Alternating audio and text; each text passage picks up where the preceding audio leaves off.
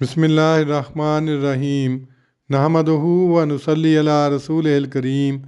صحیح البخاری کتاب مواقیت الصلاۃ باب 27 وقت الفجر یعنی صبح کا وقت۔ حدیث نمبر 575۔ حضرت انس رضی اللہ عنہ سے روایت ہے کہ حضرت زید بن ثابت رضی اللہ عنہ نے ان سے بیان کیا، انہوں نے نبی صلی اللہ علیہ وسلم کے ساتھ سحری کھائی، پھر وہ نماز کے لیے اٹھے۔ میں نے پوچھا کھانے اور نماز کے درمیان کتنا فاصلہ تھا؟ انہوں نے جواب دیا بقدر 50 یا 60 آیت۔ اسی باب کی اگلی حدیث 576 ہے۔ قتادہ نے حضرت انس بن مالک سے روایت کی کہ نبی صلی اللہ علیہ وسلم اور حضرت زید بن ثابت نے سحری اکٹھی کھائی۔ جب دونوں اپنی سحری کھانے سے فارغ ہو گئے تو نبی صلی اللہ علیہ وسلم نماز کے لیے اٹھے اور دونوں نے نماز پڑھی۔ ہم نے حضرت انس سے کہا ان کے سحری سے فارغ ہونے اور نماز شروع کرنے کے درمیان کتنا فاصلہ تھا؟ انہوں نے کہا جتنی دیر میں آدمی 50 آیتیں پڑھ لیتا ہے۔ اسی باب کی اگلی حدیث 577 ہے۔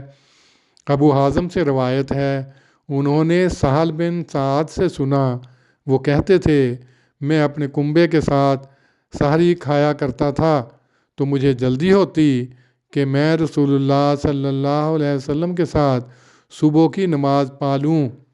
اسی باب کی اگلی حدیث 587 ہے۔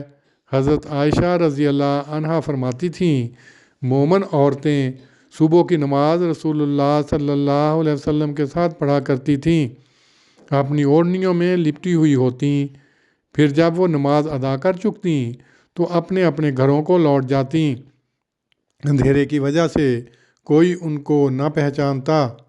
تشریح: اس باب میں بھی امام بخاری رحمہ اللہ نے واقعات کی بنا پر صبح کے وقت کا ایک اندازہ بیان کیا ہے۔ پہلی 3 روایتوں سے یہ بتایا ہے کہ نماز صبح کا وقت سحری سے فارغ ہونے پر ہو جاتا ہے۔ سحری کھانے کی آخری حد فجر ہے، یعنی وہ وقت جب پاؤ پھوٹتی ہے۔ روایت نمبر 577 کے الفاظ ثم یکون سرعۃ بی ان ادرکا صلاۃ الفجر مع رسول اللہ صلی اللہ علیہ وسلم سے ثابت ہوتا ہے کہ سحری کا وقت ختم ہونے پر رسول اللہ صلی اللہ علیہ وسلم نماز پڑھ لیا کرتے تھے۔ ان 3 روایتوں سے احتمال پیدا ہو سکتا ہے کہ رمضان کی راتوں میں پچھلے وقت جاگنے کی وجہ سے یہ جلدی ہوتی تھی، اس لیے چوتھی روایت سے اس کا ازالہ کر دیا گیا ہے۔ عورتیں نماز پڑھ کر ایسے وقت میں لوٹتی تھیں کہ اندھیرے کی وجہ سے پہچانی نہ جاتی تھیں۔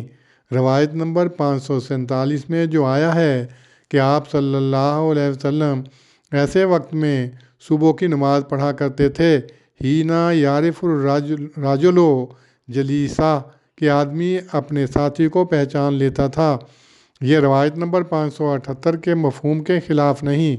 عورتیں بوجہ دور ہونے کے نہیں پہچانی جاتی تھیں، جبکہ ایک قریب کا شخص پہچانا جاتا تھا۔ روایت نمبر 566، 567، 569، 570، 578 سے معلوم ہوتا ہے کہ عورتیں بھی باجماعت نماز میں شریک ہوا کرتی تھیں۔ عیدین میں بھی ان کی شرکت کا ذکر کتاب العلم باب 32 روایت نمبر 98 میں گزر چکا ہے۔ اللہم صلی علی محمد وعلی آل محمد کما صلیت علی ابراہیم وعلی آل ابراہیم انک حمید مجید۔ اللہم بارک علی محمد وعلی آل محمد کما بارکت علی ابراہیم وعلی آل ابراہیم انک حمید مجید۔